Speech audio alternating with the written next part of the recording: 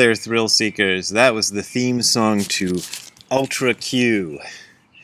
Ultra Q was the first TV show that Tsuburaya Productions made. Tsuburaya Productions was the company I used to work for in Japan, who made these crazy monster movies.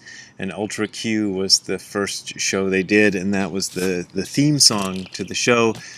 My version that you just heard was based on the version by the Surf Coasters, who are a Japanese surf band. And you can find their version on YouTube. It's really cool. And that was my version of their version. So there you go. And I would like to remind you of some online events that you can join. One is June 11th on Saturday. That's this coming Saturday at 11 a.m. Pacific time. And that's Pacific time in the U.S. and whatever that works out to where you are. You figure that out, because every time I try to figure it out, I can't. 11 a.m. Pacific time on June 11th, I will be at Banyen Books, which will be an online event that you can join and watch me and talk to me. I think you can talk back. I'm not sure. We'll find out when we get there.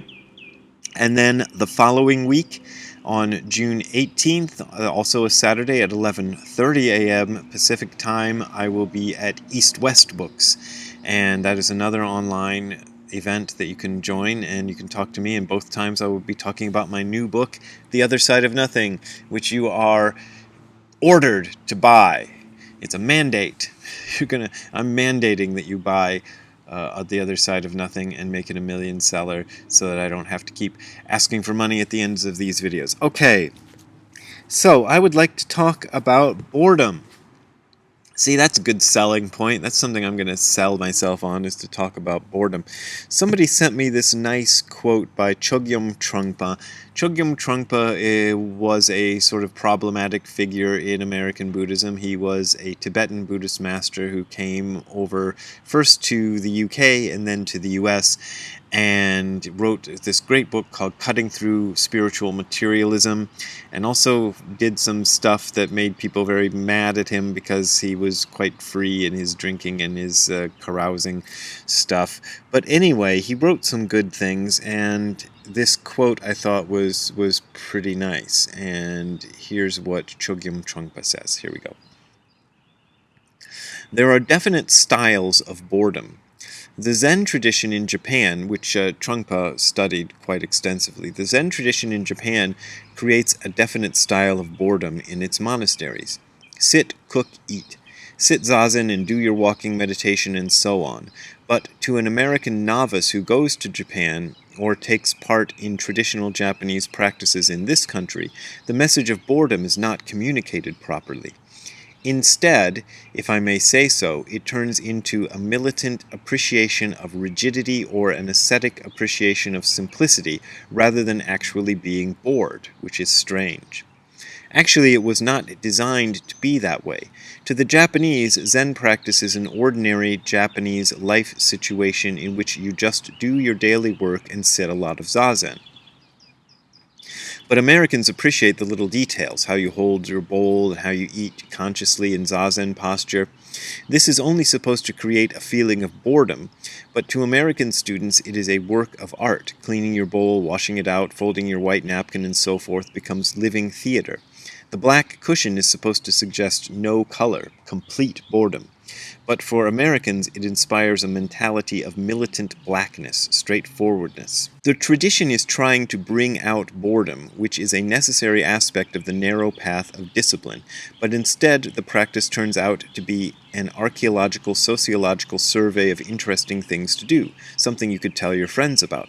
Last year I spent the whole fall sitting in a Zen monastery for 6 months, watched autumn turn into winter, and I did my zazen practice and everything was so precise and beautiful. I learned how to sit, and I even learned how to walk and eat. It was a wonderful experience, and I did not get bored at all. That's him quoting from a hypothetical person. You tell your friends, go, it's great fun, and you collect another credential. The attempt to destroy credentials creates another credential. The first point in destroying ego's game is the strict discipline of sitting meditation practice. No intellectual speculation, no philosophizing, just sit and do it. That is the first strategy in developing Buddha Dharma without credentials. And this comes from his book, The Myth of Freedom, which I haven't read, but I've heard good things about. And as I said, I really like the book Cutting Through Spiritual Materialism. So there's that book as well. And I think that's an interesting quote. He kind of, I think he's right that the Zen practice should be boring. And the fact that Zen is boring is really one of the greatest things about Zen. Now, I think he goes a little too far in suggesting that in Japan, Zen is just seen as plain old life and it's boring. Actually, these days, I think that was probably true in the past, but these days in Japan, Zen looks as exotic to them, or almost as exotic to them, to Japanese people, as it does to us non-Japanese people. You know, you go to Japan. When I was living there, I would see these wonderful TV documentaries about Zen monasteries that presented it as being almost as crazy and exotic as an American documentary would, which I thought was kind of funny. But he's right, Trungpa is right, in that boredom is a significant aspect of this path. One of the things a friend of mine, Greg Fain, said once is that if you're doing a retreat, a Zen retreat, so when you're doing your Zazen just normally at home, you might be distracted by your thought of, I don't know, why does my neighbor never take out his garbage on time, or, you know, what is my girlfriend doing, or, you know, all these other thoughts that pop up in our heads while we're sitting. But when you're doing a long-form retreat, what happens is that those thoughts become, you just get sick of them after a while. And Greg said it was like, it's like a piece of gum that you've had in your mouth a long time and you've chewed all the flavor out of it, but you're still chewing on it. That's what those thoughts feel like after a while, which I think is a great description. That's how it goes. But you can't get there until you get significantly bored. And one of the things we do in life these days is we've all got, you know, one of these in our pockets. And I do this myself too, and I got to stop. You're standing in line at the checkout and you're just, you know, scrolling through social media. I've learned to do that a lot less than I used to, but it's so tempting. And we're always looking for excitement, interesting things to do.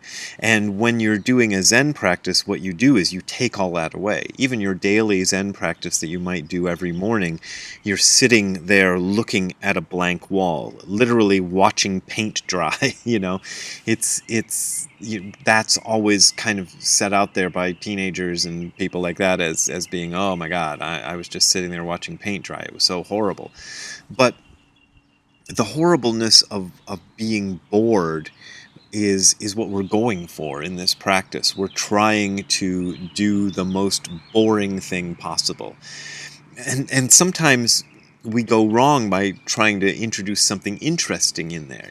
Interesting in the sense of, I'm going to try to have an experience, have an enlightenment experience, which has got to be the most interesting experience anybody could have, because it's an experience of the whole universe at once, and what could be more interesting than that?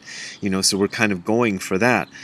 But to realize that boredom is at the foundation of everything, that boredom itself is not something bad to be feared, it's something to be embraced. And there's nothing wrong with being bored in your meditation practice, because that's what we're going for. As I said, we're trying to deeply immerse ourselves in the most boring situation. And it's one of the best ways to look at life. What we normally try to do to understand life is to look at the most interesting things and then make, you know, a kind of an assessment of it and a statement about it, and talk about how this interesting thing means this, that, and the other thing. And that's the normal thing. That's what the media does. That's what the news does. That's what most books do. But what other books do, books like mine do, is look at boredom. Look at a situation that there's nothing going on. There's nothing interesting happening. You know, when you're doing Zazen, there's nothing interesting happening.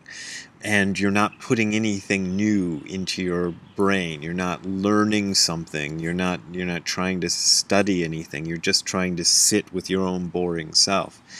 And that's where I think the real beauty of it is, because you find out, at least I think I've found out that nothing is boring. That even the most boring situation you could ever be in has a kind of tremendous fascination. So put away your cell phone when you're standing in line at the grocery store or waiting for a bus or something, and see what that situation really is. One of the little mental tricks I've used myself that I've talked about in books is try to imagine this 7-Eleven that you're waiting in line to buy a Slim Jim at, or a bag of Fritos, or whatever it is you're buying at 7-Eleven.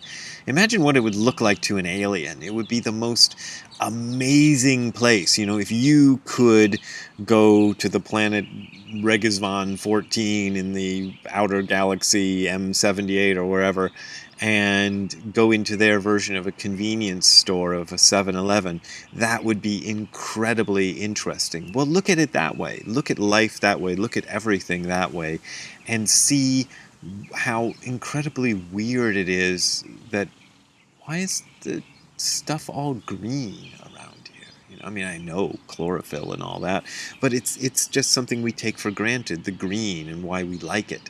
You know, look at that. Look at the weirdness of the world, and see how unboring being bored really is.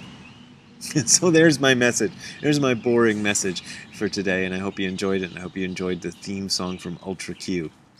Anyway, if you want to contribute to me learning more obscure Japanese TV theme songs and such like, you can go to the URL that you're seeing on your screen below, which is hardcorezen.info/donate. That is hardcorezen.info/donate.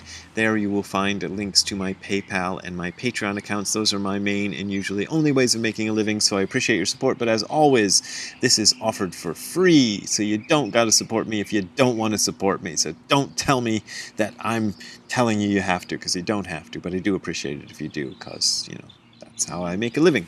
Anyway, we will see you next time. Have a good time all the time. Bye.